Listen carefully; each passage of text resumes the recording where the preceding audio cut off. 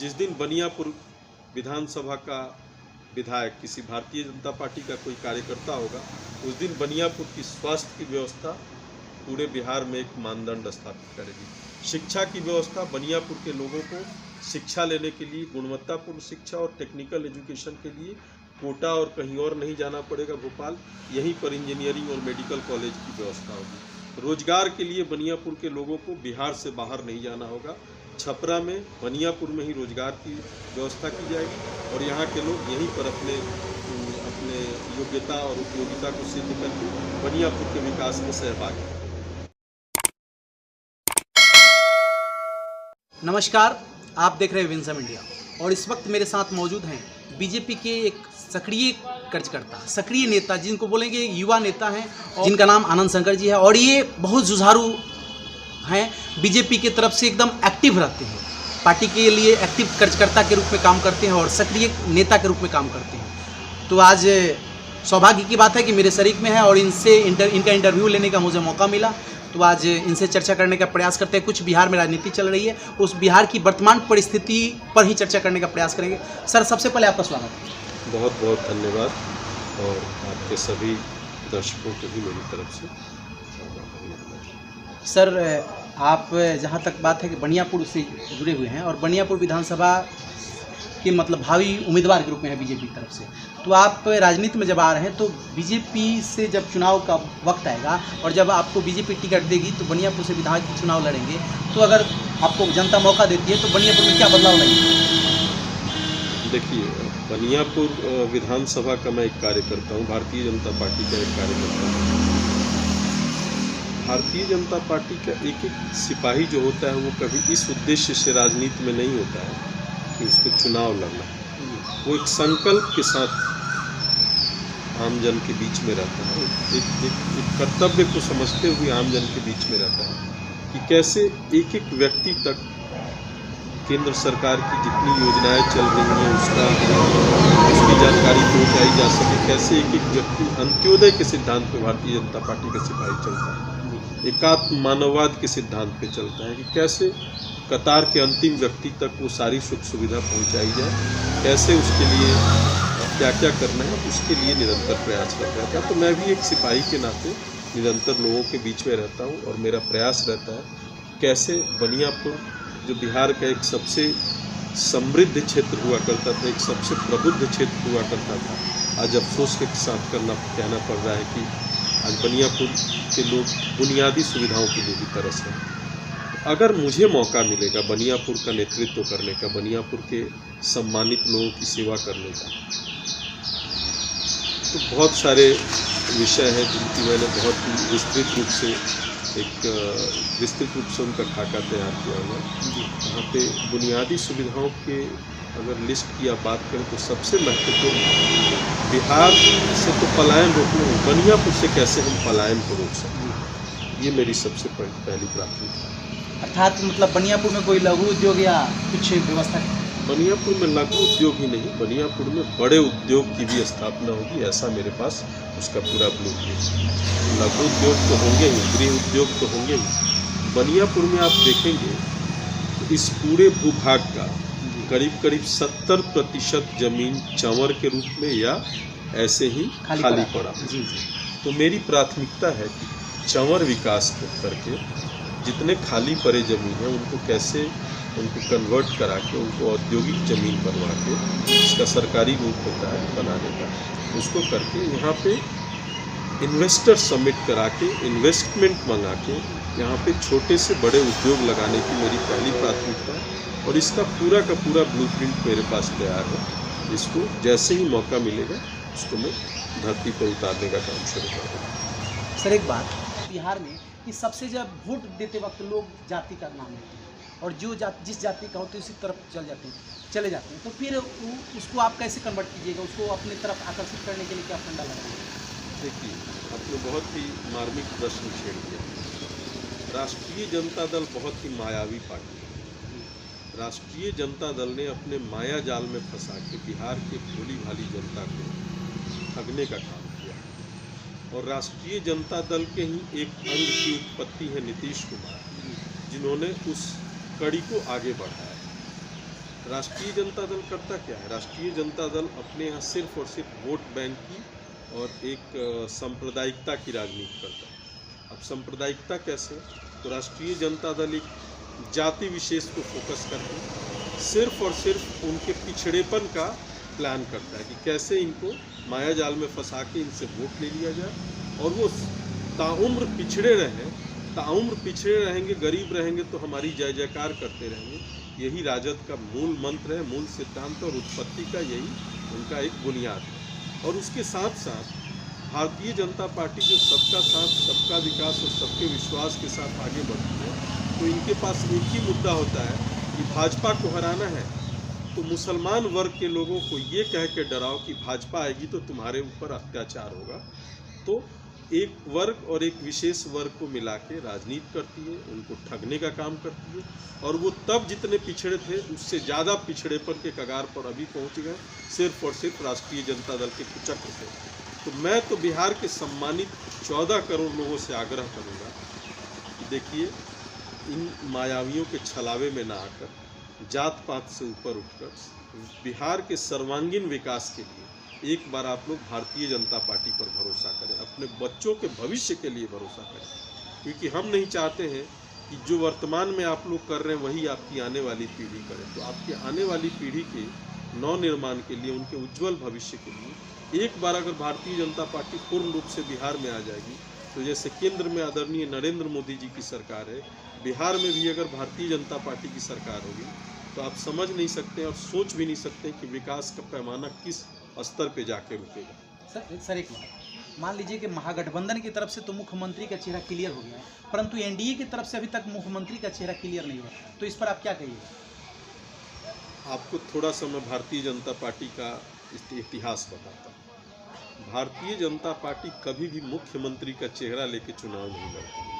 Bharatiya Janata party का एक एक कार्यकर्ता मुख्यमंत्री का उम्मीदवार होता है।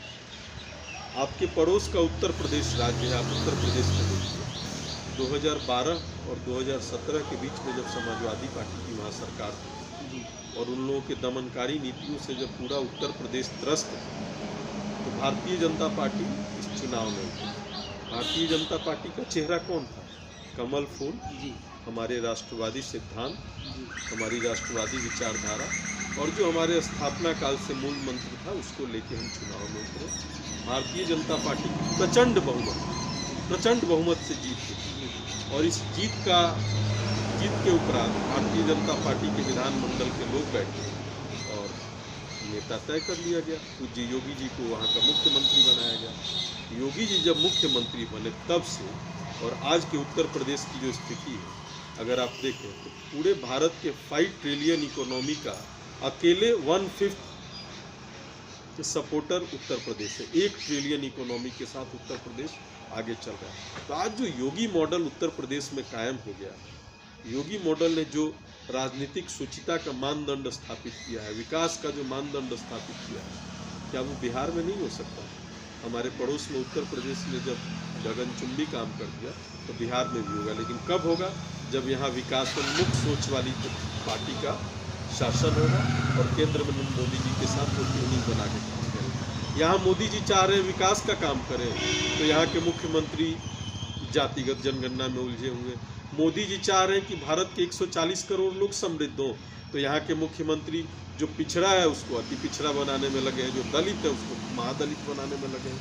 पूरा विश्व, पूरा भारत फॉरवर्ड होने की कगार पे है और बिहार के लोग अपने आप को बैकवर्ड, मोस्ट बैकवर्ड के श्रेणी में लाना चाहते हैं। तो दुर्भाग्य बिहार का कि ऐसे मुख्यमंत्री यहाँ पे शासन करते हैं।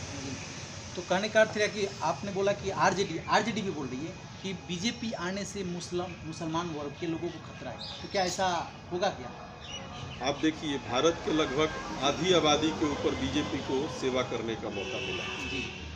भारत में हमारा ये दूसरा टर्म है जो प्रचंड बहुमत से नरेंद्र मोदी जी की सरकार सेवा कर रही है। जी। बिहार के नहीं, विश्व के भारत के करीब 17 राज्यों में हम लोगों की सरकार है। जी। आप लोग तो प्रबुद्ध पत्रकार हैं, आप लोग नज़र उठा के देखिए और बताइए कि जहाँ भी भाजपा शासित राज्य है वहाँ कहीं एक दंगा सुनने को आपको मिलता है क्या? वहाँ अमन चैन से लोग रहते हैं। उत्तर प्रदेश के 25 करोड़ आबादी में करीब करीब 6 करोड़ की संख्या मुसलमानों की है। आप बताइए पिछले 6-7 वर्षों से हमारी सरकार है, जी एक भी दंगा हुआ क्या? वहाँ सभी मुस्लिम इतने खुश हैं पूज्य योगी जी से, उनको सारी सुख सुविधाएं मिल रही हैं, वहाँ स्वास्थ्य की सुविधा मिल रही है, गुणवत्तापूर्ण शिक्षा मिल रही है, रोजगार मिल रहा है उत्तर प्रदेश में, राशन मिल रहा है, सारे स्वास्थ्य के उनको नए नए हॉस्पिटल खुलने का लाभ मिल रहा है। तो ये सब राजद के पास इस ढकोसला के अलावा कुछ कहने करने को नहीं है। मैंने आपको क्या कहा कि उनके पास एक दो जातियों का बस जातियों को दिग्भ्रमित करके उनसे वोट लेके उनको प्रताड़ित, उनको पिछड़ेपन में रखने का यही मंसूबा राजद का होता है और उसी पे वो चक्का। अभी तो वर्तमान में बीजेपी कार्यकर्ता के ऊपर तो लाठी भी चार्ज हुई है सदन में। देखिए, भारतीय जनता पार्टी की उत्पत्ति ही संघर्ष की उत्पत्ति।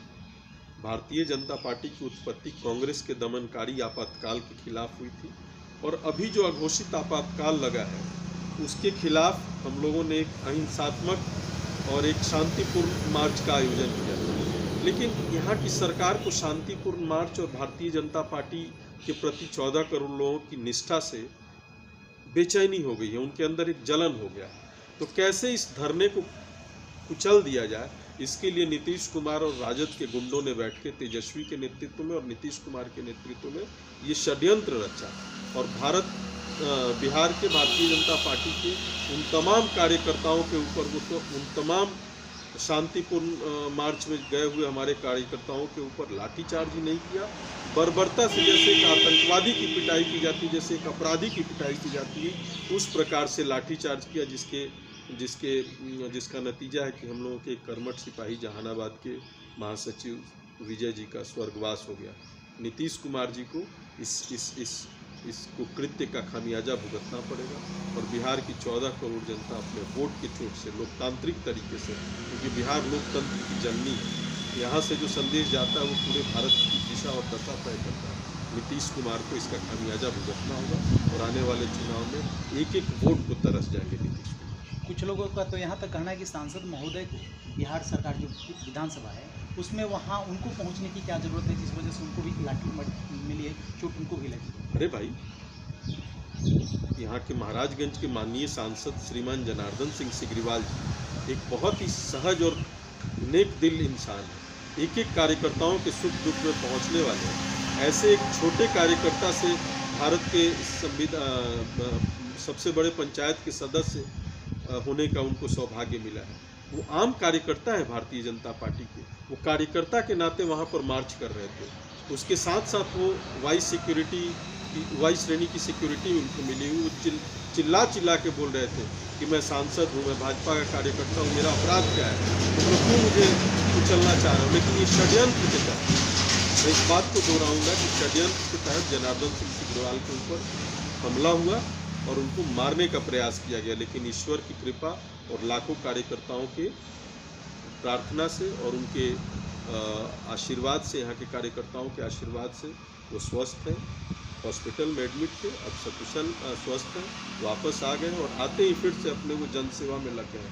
तो उनको मारने का जो ये कुकृत्य था नीतीश कुमार और तेजस्वी का, ये मंसूबा भी उनका फेल हो गया और भारतीय जनता पार्टी का ये आंदोलन बहुत सफल है। जैसा कि आप सुन रहे हैं, ये आनंद शंकर जी हैं, बीजेपी के सक्रिय कार्यकर्ता और ये बनियापुर विधानसभा के भावी विधायक के उम्मीदवार भी हैं बीजेपी की तरफ से। तो इनका मंतव्य आपने चैनल के माध्यम से आप तक पहुंचाने का प्रयास किया। सर, एक बात, बनियापुर की जनता को खास करके अपने तरफ से क्या मैसेज देना चाहिए? देखिए, बनियापुर की जनता भी बहुत धैर्यवान, बहुत सहनशील है और यहाँ के स्थानीय विधायक का ये तीसरा टर्म पूरा होने जा रहा है, चौथा टर्म। एक भी बुनियादी चीज़ अगर आपको पूरे विधानसभा में दिख रही हो जिससे कि 5 लोगों को रोजगार मिला हो, ये दूर दूर तक ये दिवा स्वप्न है। तो मैं भारतीय जनता पार्टी की तरफ से बनियापुर के सभी लोगों को ये आश्वस्त करना चाहता हूँ कि जिस दिन बनियापुर विधानसभा का विधायक किसी भारतीय जनता पार्टी का कोई कार्यकर्ता होगा, उस दिन बनियापुर की स्वास्थ्य की व्यवस्था पूरे बिहार में एक मानदंड स्थापित करेगी। शिक्षा की व्यवस्था, बनियापुर के लोगों को शिक्षा लेने के लिए, गुणवत्तापूर्ण शिक्षा और टेक्निकल एजुकेशन के लिए कोटा और कहीं और नहीं जाना पड़ेगा भोपाल, यहीं पर इंजीनियरिंग और मेडिकल कॉलेज की व्यवस्था होगी। रोजगार के लिए बनियापुर के लोगों को बिहार से बाहर नहीं जाना होगा, छपरा में, बनियापुर में ही रोजगार की व्यवस्था की जाएगी और यहाँ के लोग यहीं पर अपने योग्यता और उपयोगिता को सिद्ध करके बनियापुर के विकास में सहभागी। देखिए, जैसा कि सुन रहे हैं, ये भावी बनियापुर के विधायक के उम्मीदवार हैं बीजेपी की तरफ से, और इन्होंने आप सभी के समक्ष अपना विचार रखा। आप कमेंट करके प्रतिक्रिया जरूर दीजिएगा कि हमारा प्रयास कैसा रहा। आप देख रहे हैं विंसम इंडिया। जय हिंद, जय भारत।